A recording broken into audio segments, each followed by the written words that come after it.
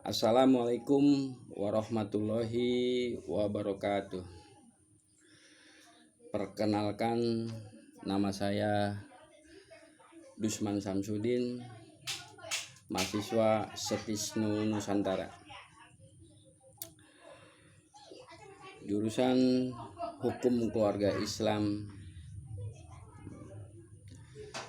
Salam sehat selalu buat sahabat dan rekan-rekan semuanya, sahabat mahasiswa Setisnu Nusantara. Pada hari ini saya akan menjelaskan terkait masalah demokrasi. Demokrasi adalah bentuk pemerintahan di mana semua warga negara yang memiliki hak yang sama, keputusan yang dapat mengubah hidup mereka. Demokrasi mengizinkan warga negara ikut serta, baik langsung atau melalui perwakilan dalam perumusan, pengembangan, dan pemuatan hukum. Pengertian demokrasi adalah hak warga negara atau rakyat untuk mengungkapkan pendapat atau hak dari segala hal apa aja, baik keputusan mengubah pola hidup atau aspirasi keinginan warga negara. Demokrasi adalah kebebasan buat warga. Kebebasan dalam arti menyampaikan segala hak, bisa melalui perwakilan atau perumusan atau pengembangan dan pemuatan hukum. Dalam arti perwakilan, bisa aja aspirasi kita sampaikan, kita bisa melalui perwakilan, contohnya melalui lewat anggota DPRD, seperti itu. Bisa aja kita menyampaikan pendapat lewat media sosial atau medsos yang sekarang udah zamannya udah serba canggih ya. Bisa kita sampaikan pendapat dari kritik maupun saran. Cuman kebebasan itu ada batas-batasannya. Mentang-mentang ada kebebasan, karena negara kita kan negara yang diatur oleh undang-undang dan undang-undang berlaku, dan kebebasan dalam arti kita mengungkapkan segala pendapat bisa melalui perwakilan dan pemuatan hukum, seperti itu. Jadi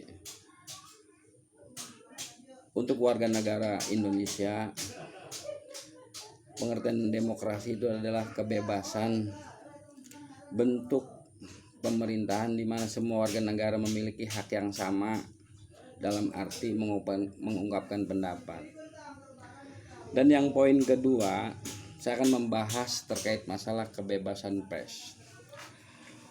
Kebebasan pers itu merupakan bagian dari kebebasan yang berekspresi dan berpendapat lewat media massa maupun media sosial.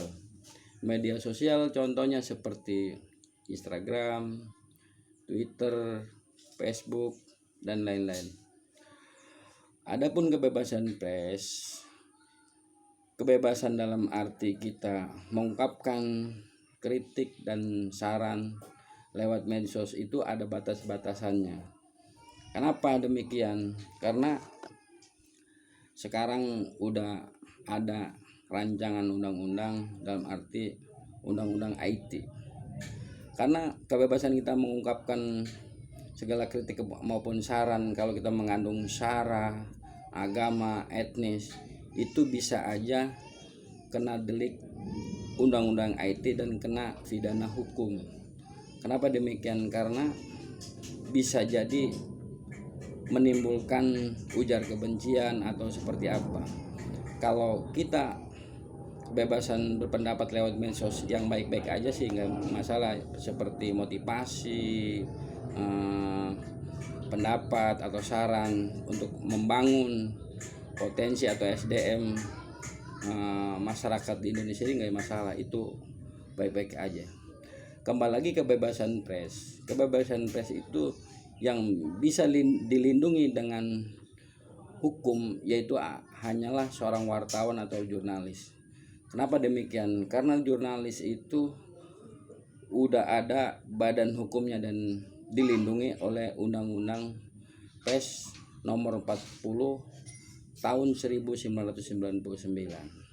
Kenapa demikian? Kalau seorang jurnalis maupun wartawan dilindungi Undang-Undang Pers, karena berlaku seorang jurnalis itu dia pun ada batas-batasannya, dia ada punya kode etik tersendiri. Seorang jurnalis mengemas berita itu dia itu harus punya kode etik, dalam arti punya pegangan 5WH1, dalam arti narasumber, konfirmasi, tempat dan kejadian itu harus jelas, bukan opini atau karangan semata belaka. Jurnalis mengemas berita itu benar-benar harus berimbang, harus menerapkan kode etik jurnalisnya, dan benar-benar, dan pemberitaan itu benar-benar harus sesuai dengan fakta dan kenyataan, bukan berita kayak opini menimbulkan kegaduhan atau seperti apa. Itu sama aja dia melanggar kode etik jurnalis. Jadi untuk pembahasan kebebasan pers itu semua orang bisa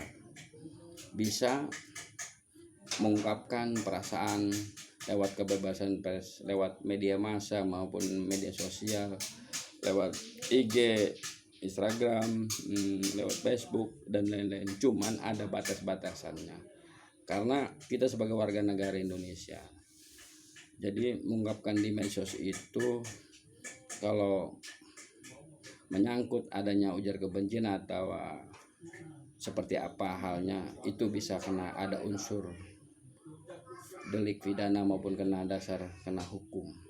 Jadi maka disinilah kebebasan pers itu semua ada batasannya, dan ada koridor, ada standarisasi yang harus kita ungkapkan lewat media sosial. Jadi begitu aja penjelasan dari demokrasi dan kebebasan pers. Saya akhiri, wabillahi taufik wal hidayah. Assalamualaikum warahmatullahi wabarakatuh.